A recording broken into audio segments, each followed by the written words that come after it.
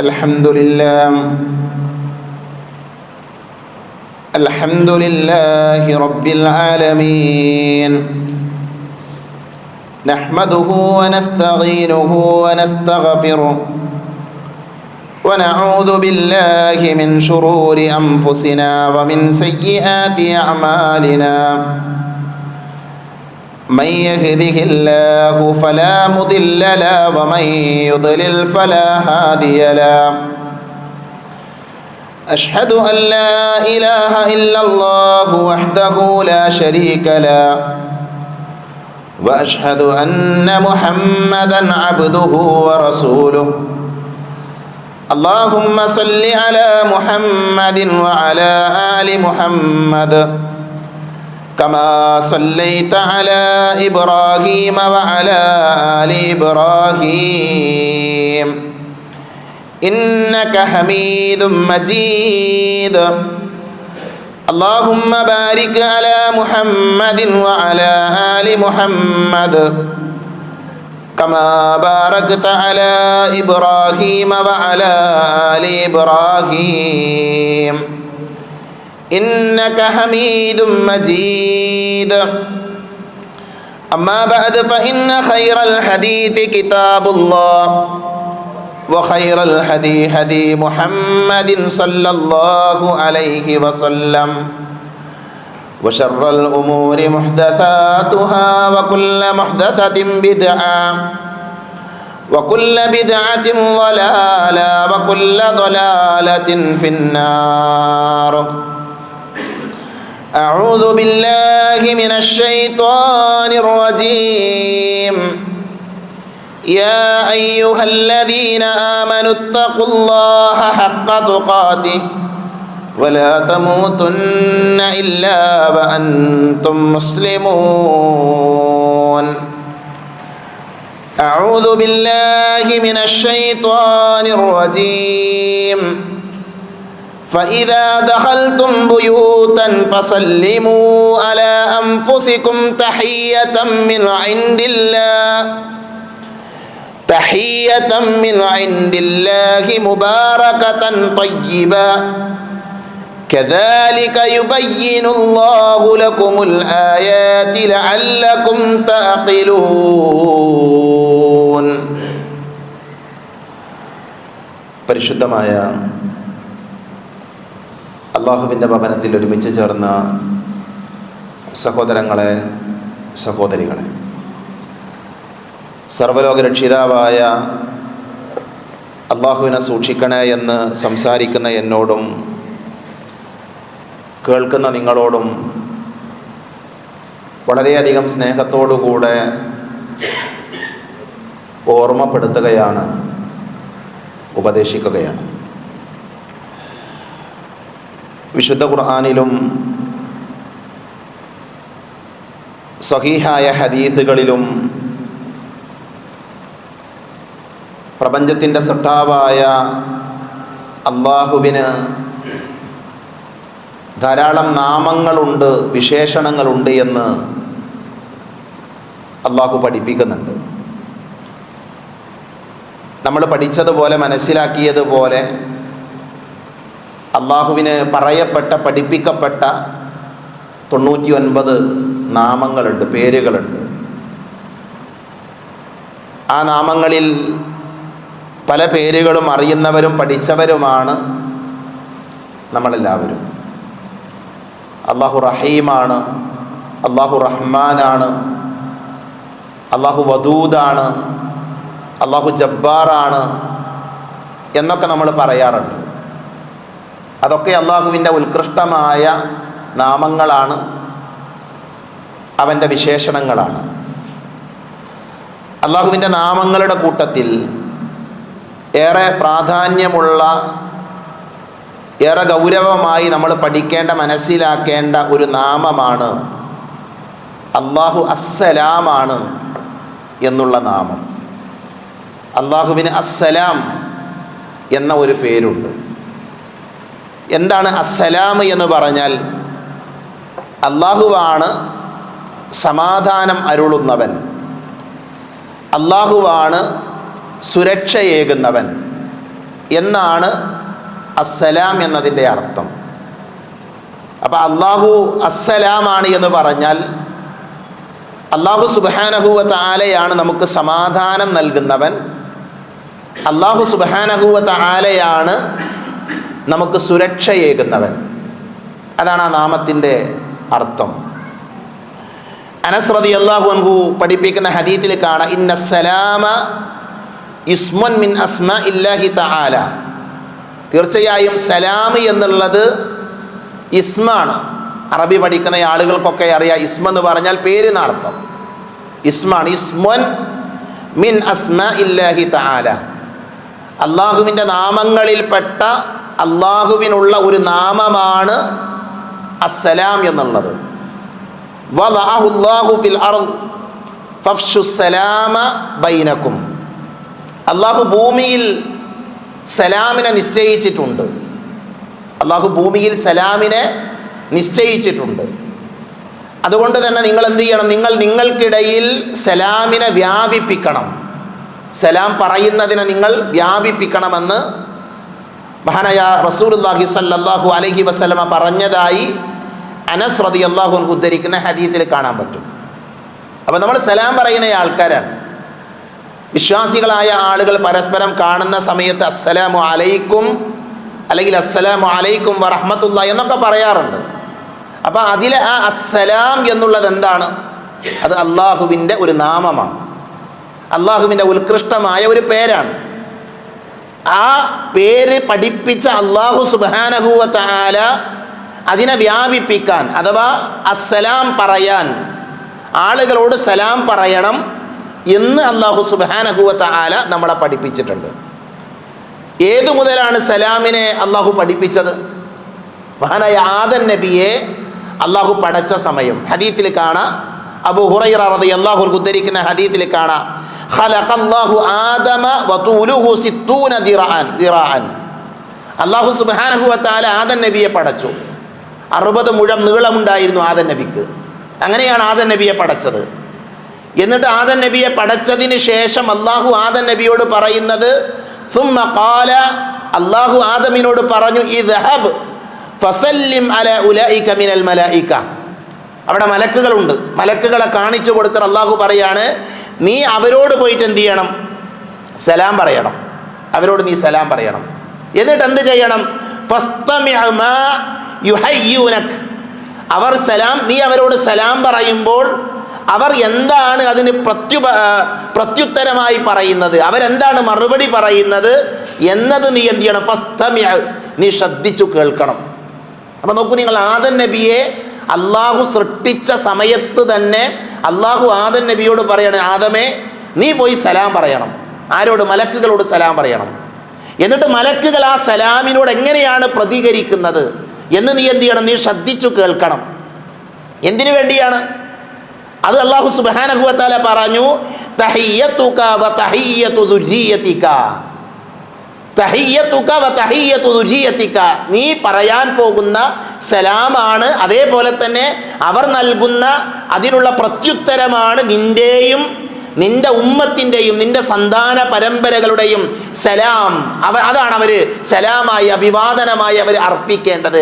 അതുകൊണ്ട് നീ ശ്രദ്ധിച്ചു കേൾക്കണമെന്ന് മഹാനായ ആദം നബിയോട് അല്ലാഹു സുബ്ഹാനഹു വ തആല പറഞ്ഞത് സ്വഹീഹായ ഹദീസിൽ നമുക്ക് കാണാൻ പറ്റും. അങ്ങനെ ആദം നബി ചെന്ന് അവരോട് സലാം പറഞ്ഞു. മലക്കുകളോട് അസ്സലാമു അലൈക്കും എന്ന് പറഞ്ഞു. ഫഖാലു അസ്സലാമു അലൈക്കും എന്ന് പറഞ്ഞ സമയത്ത് അവരെന്ത് ചെയ്തു? വഅലൈക്കുമുസ്സലാം വറഹ്മത്തുള്ളാഹി എന്ന് പറഞ്ഞെന്ത് ചെയ്തു? അവർ സലാം മടക്കി എന്നാണ് ഹദീസിലുള്ളത്. അപ്പം ഞാനും നിങ്ങളും സലാം പറയുന്ന ആൾക്കാരാണ്. സലാം പറയാൻ അറിയാത്ത ആരും ഈ പള്ളിയിലില്ല. നമ്മുടെ ജീവിതത്തിൽ പലതവണ നമ്മൾ സലാം പറഞ്ഞിട്ടുണ്ട്. പക്ഷെ എവിടെ നിന്നാണ് ഈ സലാം തുടങ്ങിയത്? ഈ സലാമിൻ്റെ ചരിത്രം എന്താണ് നമ്മളിൽ ആർക്കും അറിയില്ല. ആരും പഠിക്കാൻ ശ്രമിച്ചിട്ടുമില്ല. എന്നാൽ സലാമിൻ്റെ തുടക്കം എന്ന് പറഞ്ഞാൽ നമ്മുടെ സൃഷ്ടിപ്പിനോളം പഴക്കമുണ്ട്. അല്ലാഹു സുബ്ഹാനഹു വ തആല നമ്മുടെ പൂർവ്വ പിതാവായ ആദം നബിയെ പടച്ച സമയത്ത് തന്നെ ആദം നബിയെ പഠിപ്പിച്ച കാര്യമാണ് എന്ത് ചെയ്യണം? സലാം പറയണം, പരസ്പരം സലാം ഓതണം. എന്നിട്ട് ആ സലാം പറയുന്ന സമയത്ത് അതിന് മറുപടി കൊടുക്കണം എന്നൊക്കെ അല്ലാഹു സുബ്ഹാനഹു വ തആല പഠിപ്പിച്ച കാര്യമാണ്. ഈ സലാമുമായി ബന്ധപ്പെട്ട അതിൻ്റെ ഹുക്മ് നമ്മൾ പറയും, അതിൻ്റെ വിധി നമ്മൾ പറയുമ്പോൾ ഒന്ന് സലാം പറയുക എന്നുള്ളത് സുന്നത്തായ കാര്യമാണ്. സലാം പറയുക എന്നുള്ളത് സുന്നത്തായ കാര്യമാണ്. മഹാനായ ബർറാ ഇബ്നു ആസിബ് റളിയല്ലാഹു അൻഹു ഉദ്ധരിക്കുന്ന ഹദീസിൽ കാണാം, നബി സല്ലല്ലാഹു അലൈഹി വസല്ലം കൽപ്പിച്ചു, അമറന റസൂലുള്ളാഹി സല്ലല്ലാഹു അലൈഹി വസല്ലം ബിസബ്ഇൻ, അല്ലാഹുവിന്റെ റസൂൽ സല്ലല്ലാഹു അലൈഹി വസല്ലം 7 കാര്യങ്ങൾ എന്നോട് കൽപ്പിച്ചു. അത് 7 കാര്യങ്ങൾ എണ്ണി പറയും, ഞാനത് വിശാലമായി പറയുന്നില്ല. ഇത് ഒന്ന്, അയ്യാദത്തുൽ മരീദ്, രോഗിയെ സന്ദർശിക്കണം, ജനാസയെ അനുഗമിക്കണം, ഒരാൾ തുമ്മിയാൽ ഇർഹമുക്കല്ലാഹ് എന്ന് പറയണം. അങ്ങനെയുള്ള കാര്യങ്ങളൊക്കെ എണ്ണി പറഞ്ഞിട്ട് പറഞ്ഞു, ഇഫ്ശാഇസ്സലാം, നിങ്ങൾ സലാമിനെ വ്യാപിപ്പിക്കണം, സലാം പറയണം. അപ്പം നബി സല്ലല്ലാഹു അലൈഹി വസല്ലമയുടെ 7 കൽപ്പന ഉണ്ട്. ആ 7 കൽപ്പനയിൽ ഒന്നെന്താ? വിശ്വാസികളായ ആളുകൾ പരസ്പരം എന്ത് ചെയ്യണം? സലാം പറയണം. അപ്പം നബി സല്ലല്ലാഹു അലൈഹി വസല്ലമയുടെ ദീനിൽ സുന്നത്താക്കപ്പെട്ട, പ്രവാചകൻ സല്ലല്ലാഹു അലൈഹി വസല്ലമ ചര്യയാക്കിയ കാര്യമാണ് പരസ്പരം സലാം പറയുക എന്നുള്ളത്.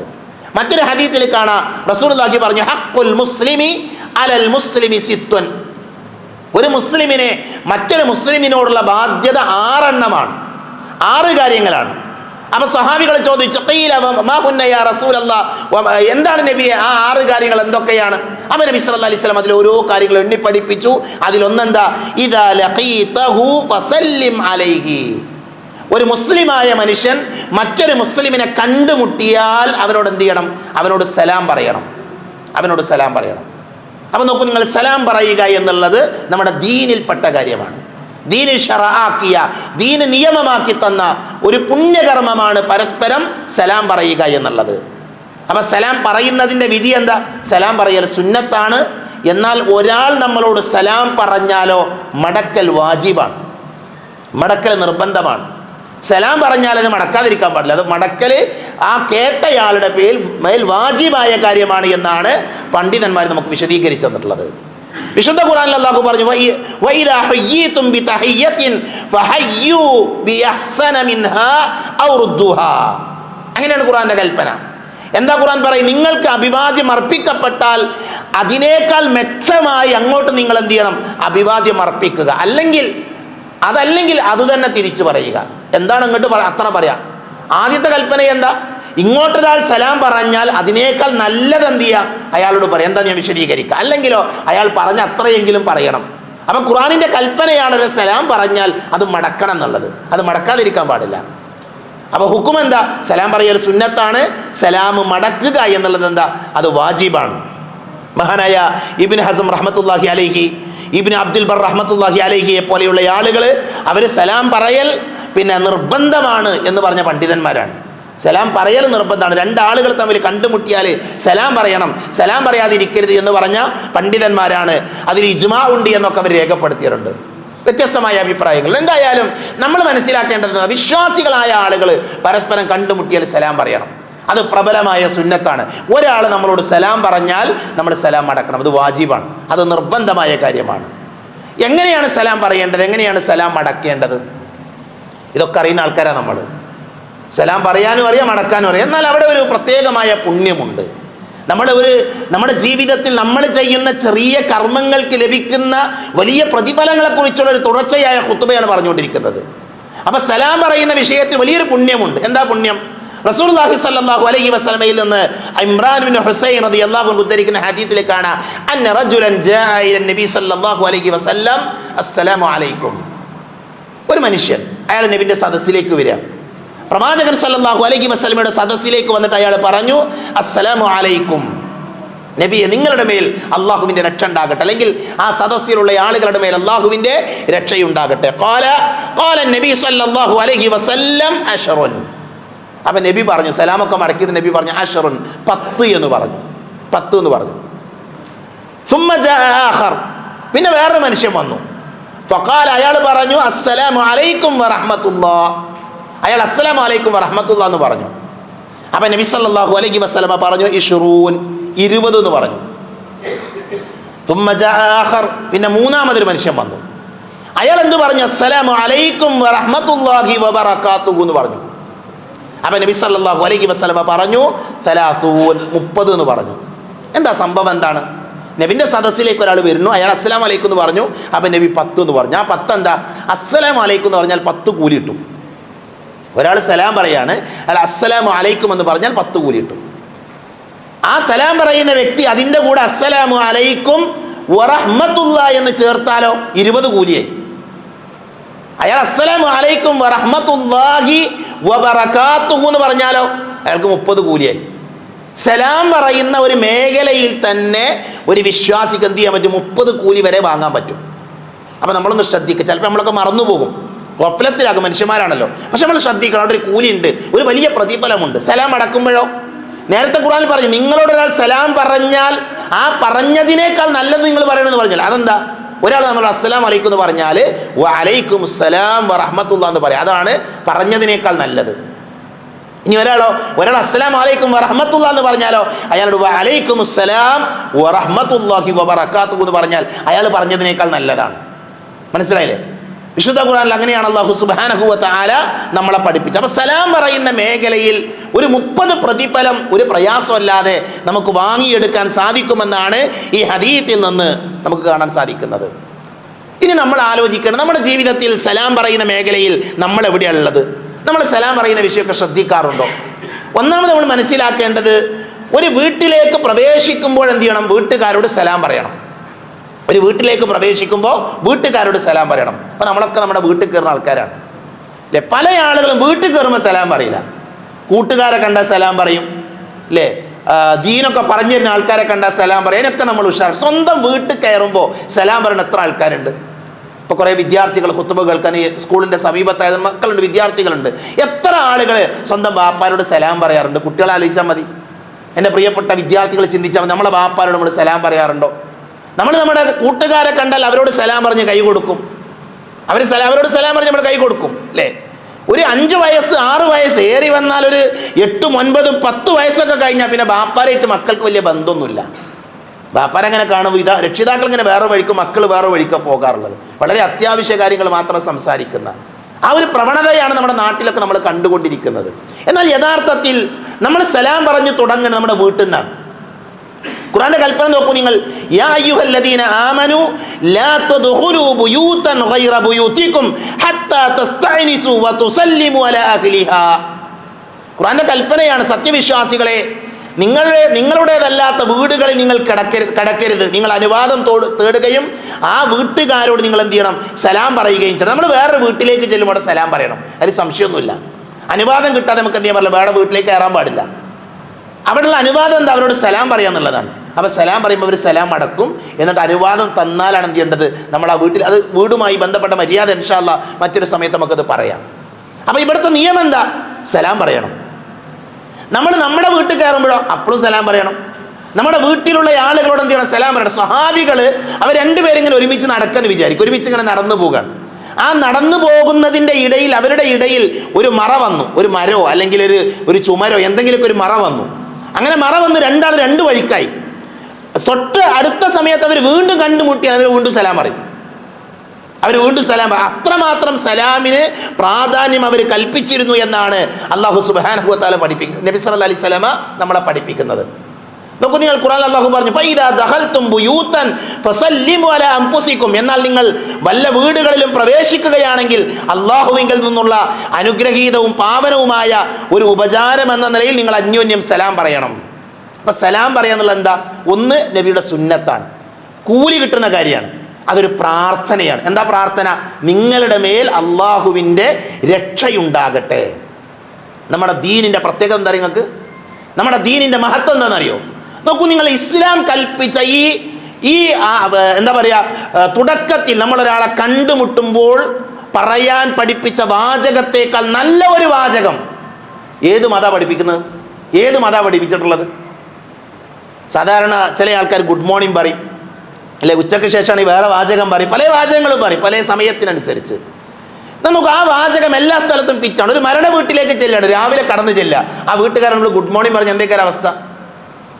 അയാൾക്ക് നല്ല മോർണിംഗ് ആണത്. എന്നാൽ നോക്കുന്ന ഒരു മുസ്ലിമായ മനുഷ്യർ ഒരു മരണ വീട്ടിൽ ചെല്ലുക, എന്താ പ്രാർത്ഥിക്കുക? അസ്സലാമു അലൈക്കും, നിങ്ങൾക്ക് അള്ളാഹുവിൻ്റെ രക്ഷ ഉണ്ടാകട്ടെ, അള്ളാഹുവിൻ്റെ രക്ഷയും സമാധാനം. നോക്കി എത്ര ഭംഗിയുള്ള പ്രയോഗമാണത്, എത്ര സുന്ദരമായ പ്രയോഗമാണ്. നമ്മുടെ മതത്തിൻ്റെ ഇസ്സത്താണത്. ഇത് ദൈവീകമായ മതമാണ്, നമ്മൾ ഉണ്ടാക്കിയതല്ല. നമ്മളെ സൃഷ്ടിച്ച പടച്ച തമ്പുരാൻ അവൻ്റെ നാമമാണ്, അവൻ്റെ പേരാണ് പരസ്പരം പറയാൻ വേണ്ടി നമ്മളോട് പറഞ്ഞത്.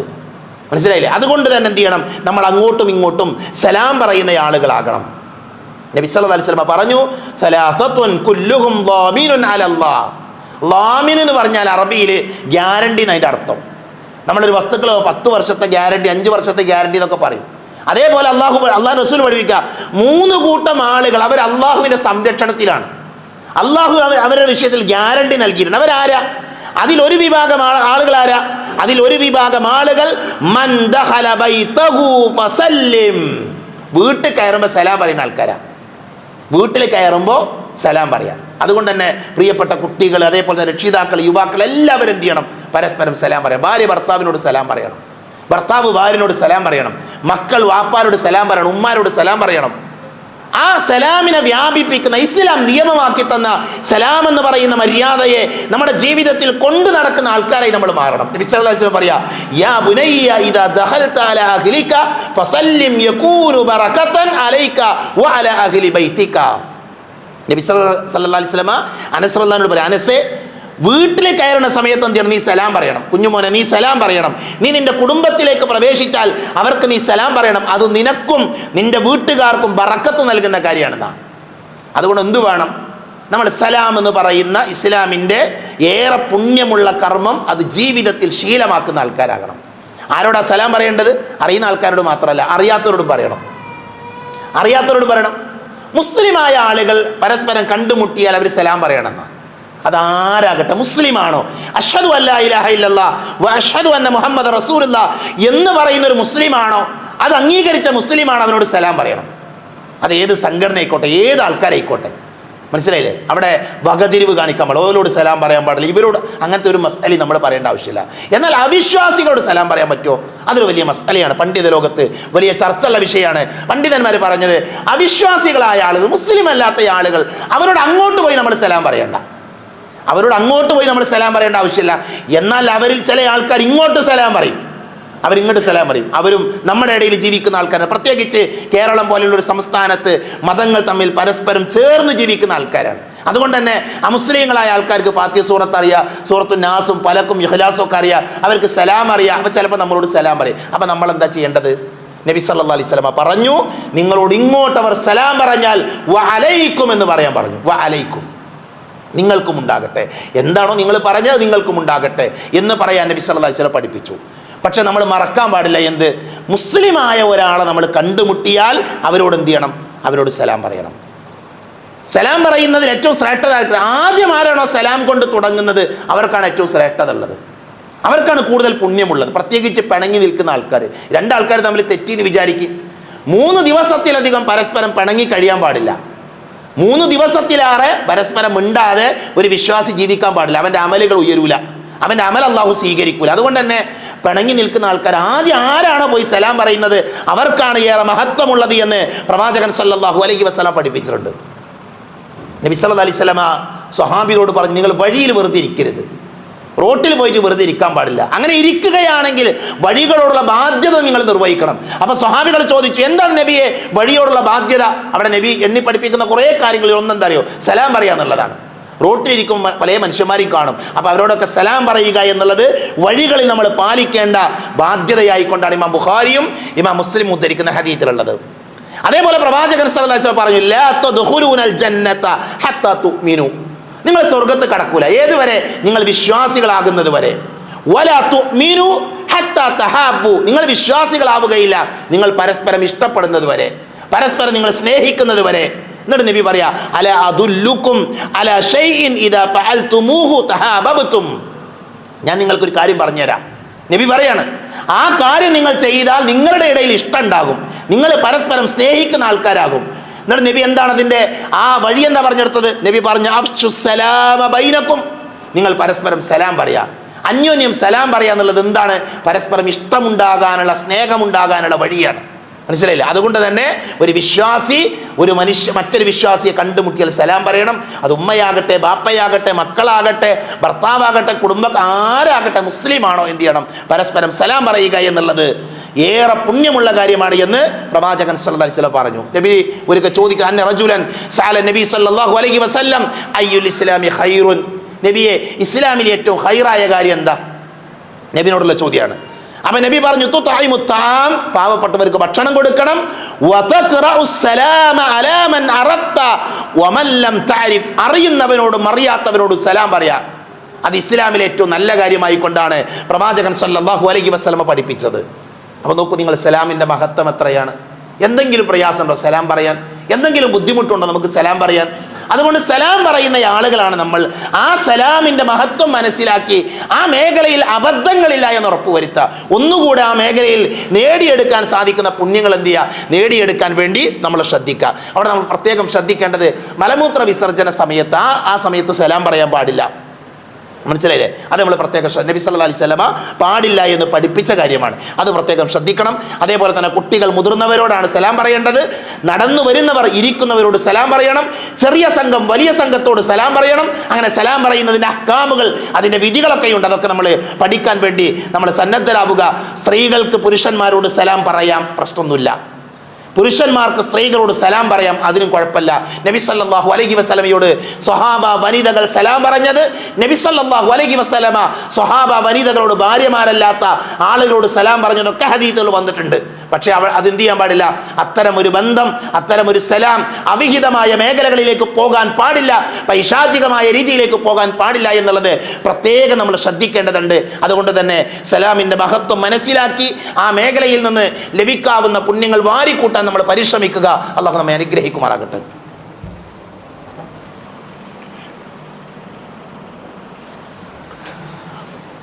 അൽഹംദുലില്ലാഹ് അൽഹംദുലില്ലാഹില്ലദീ അല്ലമ ബിൽ ഖലം അല്ലമൽ ഇൻസാന മാ ലം യഅലം വസ്സലാത്തു വസ്സലാമു അലാ അഷ്റഫുൽ മുർസലീൻ വഅലാ ആലിഹി വഅസ്ഹാബിഹി അജ്മഈൻ അമ്മാ ബഅദ്. ഒരിക്കൽ കൂടെ അല്ലാഹുവിനെ സൂക്ഷിക്കണേ എന്ന് ഓർമ്മപ്പെടുത്തുകയാണ്. കഴിഞ്ഞ ദിവസം മലപ്പുറം ജില്ലയിലെ തിരൂർ എന്ന് പറയുന്ന പ്രദേശത്തിൻ്റെ സമീപത്തുള്ള പുതിയങ്ങാടി എന്ന ഒരു കൊച്ചു ഗ്രാമത്തിൽ മുസ്ലിം സമുദായത്തിൽപ്പെട്ട ചില ആളുകൾ നടത്തിയ ഒരു നേർച്ചയും അതിനോടനുബന്ധിച്ചുണ്ടായ സംഭവങ്ങളും ഇന്ന് സോഷ്യൽ മീഡിയ സജീവമായി ചർച്ച ചെയ്തുകൊണ്ടിരിക്കുകയാണ്. അവിടെ നേർച്ചയുടെ ഭാഗമായി ആനകളെ കൊണ്ടുവരികയും ആന ഇടയുകയും ഒരു മനുഷ്യൻ ദാരുണമായി കൊല്ലപ്പെടുകയും ചെയ്തു.